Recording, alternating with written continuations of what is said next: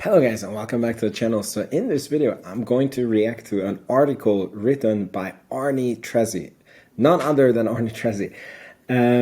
We were having a private conversation with him and he thought it would be a very good idea if somebody did a reaction video to his latest Palantir Bullets article. And if you want to get his articles as a Palantir investor, it's a super good source of information. I really recommend that you sign up and get his weekly newsletter. It's for free, basically. You can get it on palantirbullets.com. So he asked the question, can Palantir be a $1 trillion company? And I want to really speak about this before I go and react to his article. Because I feel that a lot of people get this question wrong. So if you're a true long-term investor, meaning that you're investing in, your time horizon is 20, 30 years, a lot of companies can become a trillion dollar company by that time. It only becomes very unrealistic if you're expecting the company to become a 1 trillion company, sort of how Tesla did on the Model 3 release in 2020 and 2019, or them ramping up the production, that it happened within a year, that they went from like below 100 billion to over $1 trillion in valuation, which is crazy. And that's truly once in a lifetime, okay? But if you truly have a long time horizon and a company just continues to grow, I think it's a bit late, but I think that if you take a 20% CAGR and you grow for about 25 years, then that company will 100x. Something like this. I probably got it wrong, but it's not as unusual as you think. So let's see what are Arny's assumptions. So here we go. Since Palantir became listed, let me just make myself very small. So since Palantir became listed, the dream of the $1 trillion company has been persuasive. In 2021, when the market cap was 50 billion, CEO Alex Karp claimed there is no reason this company should not be 20 times bigger. While the sentence probably referred to revenue, which was at 1.5 billion at the time, most investors saw it as a hint about Palantir potentially reaching a 1 trillion market cap. This sparked substantial debate. Does Palantir need a consumer product? So it's a very interesting topic because all the companies that are over $1 trillion in valuation are business to consumer companies. And again, is it possible that a business to business company, a B2B company, can reach 1 trillion? Let's see. So does Palantir need a consumer product? I say no. Since 2020, Palantir investors seem to crave a Palantir consumer product, maybe a sort of a digital assistant that helps us make better decisions while ensuring military-grade security. Again, this wishful thinking comes from the fact that some people want Palantir to reach 1 trillion in like the next 2 years. And because their logic is that, especially think about a few years ago, that Palantir has a very sucky go-to-market strategy. They're bad at sales, and it's very slow to scale the government and the commercial part of the business. So if we just hit like a ChatGPT sort of product or any other product, we're gonna blow up and have our 1 trillion in 2 years. It's just not how it works, okay? While I consider the idea fascinating, I consider it a mere utopia for 3 reasons. B2B and government are already complicated enough to dominate.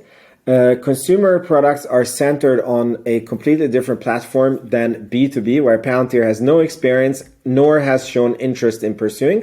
A personal assistant for consumers would be completely out of the mission of becoming the operating system of the modern government and enterprise. So I basically 100% agree with Arny on this one.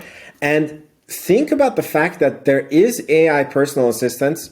Granted, they're not the best version of themselves yet, but who are these? It's Siri, completely for free. It's basically an add-on for Apple. Alexa, completely for free. Google Assistant, completely. It's not even monetizable, so I don't even know why people are wishing for this. As a consequence, I believe it's extremely likely that at a certain point, an external company entirely focused on B2C could leverage Palantir's AIP and its security level to build a personal assistant service rather than Palantir actively pursuing this path. Yeah, if Palantir is ever going to make an AI assistant, I believe this is the way that it's going to happen. On the other hand, Palantir surprised us so many times, so never say never. Yes, since I've been following Palantir, which is about 2 years now, Palantir has come up with major game-changing products that, you know, we never knew they were coming, like AIP. We never knew that they were working on this, and it's a complete game changer. So Palantir can definitely surprise us here. So then he shows that he did a consumer product poll on Twitter, and 63% of the audience said that yes, it's needed. We need a consumer product. So most of my ex-audience disagrees with my view based on the observation that the big tech companies now under the Magnificent Seven acronym, Apple, Amazon, Alphabet, Nvidia, Meta, Microsoft, and Tesla all have B2C component. Funny enough, Microsoft is actually B2B, so it's not, or at least I think, is there any product that Microsoft monetizes that not for businesses? And yeah, so I'm going to call that a B2C product. So the B2B, I'm going to call that a B2B. So the B2B market is considered not large enough to allow a company to reach the 13-figure goal. Or is that really the case? So then Arny goes into what could make Palantir a 1 trillion company. And for example, if we look at price to sales, we can have a 10 price to sales multiple on 100 billion revenue, or a 15 sales multiple on a 66 billion revenue, or a 20 sales multiple on a 50 billion revenue. So the thing is, I think when a company is that big that they have a $50 billion in revenue, most probably they are not able to get a 20 times price to sales revenue unless you're in a mega bubble in the market. So in preparation for this video, I prepared, for example, Apple is at a 7.83 price to sales. Microsoft is at a 12.6 price to sales, which is, you can see it's red here. It's quite overvalued, but I guess it's the AI hype that is showing up. And here is a very undervalued one, Google, at 5.62. And the next one is Netflix, also at 6.16. So I would say that these trillion-dollar companies have around, 7, 8 price to sales. So I don't, like, for me, the most realistic is this 100 billion revenue, or maybe even more than 100 billion, and a 7, 8 price to sales multiple. And when the company is that big, the price to sales revenue is really like a startup metric, or, an early company metric. When you have 100 billion revenue, it's more like the price to earnings, PE ratio, and DCFs, and there's other kinds of ways to evaluate the company that become more important. So, and Arny puts here a chart that is basically, I guess, the estimates for the AI market, and it's saying that the AI market is currently 170 billion and is set to reach 1 trillion, going at a 23% CAGR. So basically, if Palantir would be growing 30% CAGR in revenue, Palantir could reach the 50 billion revenue in 12 years. And now we come to how I started the video, that I don't think the 50 billion is going to give you $1 trillion in valuation. And the 50 billion is, I think we have a shot at that. Okay, I think honestly we have a shot at reaching 50 billion in 12 years. But we probably need a good 5 to 7 years more to reach this highly praised 1 trillion, so that we have a more so Palantir's earnings can double or more than double again, from 50 to over 100. where we can reach the 1 trillion. So this would represent a 2% of the AI market, the 50 billion. And that's completely doable. I mean, capturing 2% of the market is not big by any means. And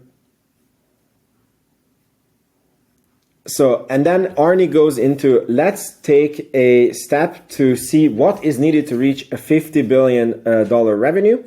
So this gets actually very interesting. So to reach the 50 billion revenue, Palantir could require a combination of 25,000 customers paying an average of 2 million per year, 10,000 customers paying an average of 5 million per year, or 6.3 thousand customers paying an average of 8 million per year.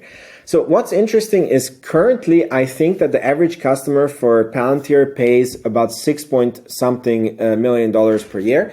But I also think that we are in a trend where the average customer is spending less and less because they are going more and more down market, while at the same time their top 20 customers keep growing the revenue. So I believe that the average top 20 customer for Palantir is $55 million a year, something very, very crazy.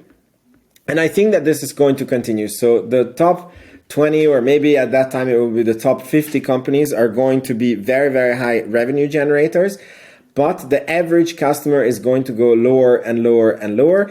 And I think that the 25K customers at an average of 2 million, again, is the most real. But keep in mind that this is to the 50 billion. So for my calculation to reach 1 billion, you would need 50,000 customers at an average of 2 million per year. And my honest question is there that many companies that can pay $2 million per year on AI software? And to be honest, I really don't know if that exists. I do believe that there is 6.3 thousand customers that could pay 8 million per year, because that would be every government and even multiple departments of those government. For example, in the US, it would be the CDC, the DOD, FBI, and so on. And even though it's like one government, you have so many customers within the same government. So this is a tricky question. So let's see here what Arny says.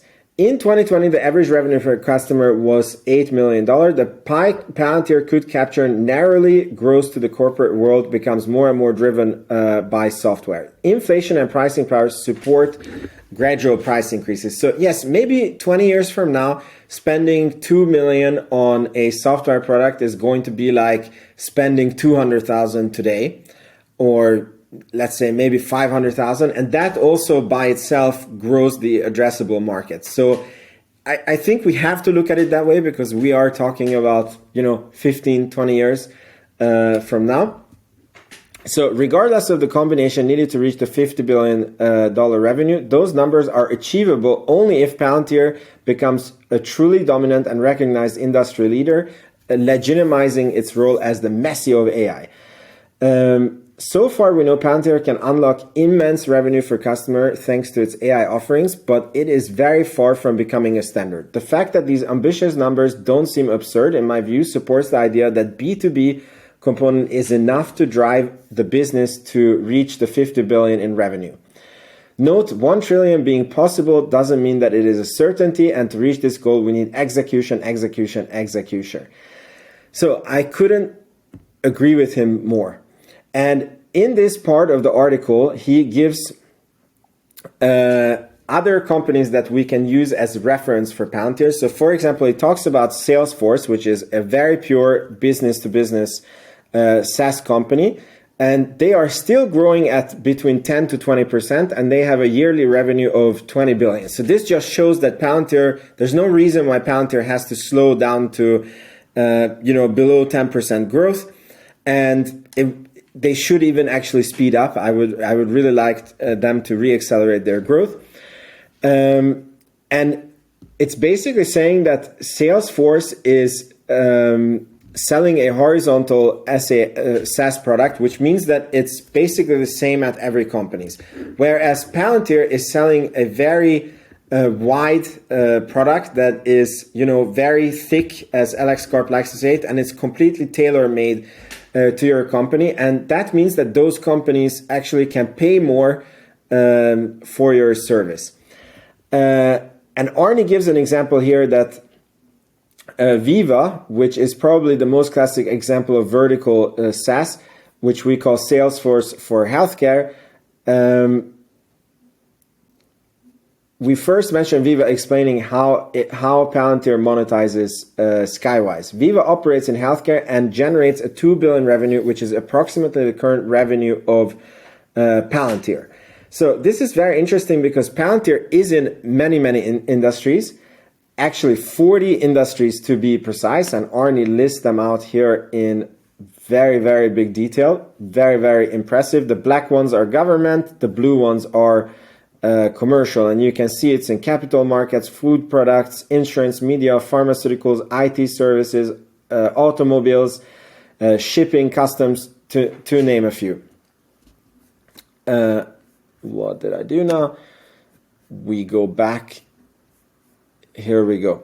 So Arny's point here is that if they would reach the size of Viva in all these verticals, then it would be 2 billion a year times 40 industries, which would be 80 billion per year, which is possible. I mean, it's insanely good execution. You know, maybe they will even go into more industries and then you would need less per industry, but nevertheless, it is possible. Conclusion: the $1 trillion dream will continue to inspire investors' minds. With some simple and raw considerations, we can see the dream could be reached without the need for a consumer product. So again, I tend to agree with Arny, and it's just really important to understand that we're talking about super long time. And I feel that when you say that a company is going to be $1 trillion company, you're like opening up for like a meme stock thing, and you're not a serious investor. But I think that you're not really serious, or you're opening up for meme if your time frame is like the next 2 to 3 years. But if we look at a long enough time frame, it's very possible that with inflation, with getting new customers, with insanely good execution, Palantir can reach 1 trillion. And I hope you and me are still going to be shareholders at that time. So let me know in the comments what you think. Please make sure you subscribe to Palantir Bullets, and I'll see you in the next video. Ciao.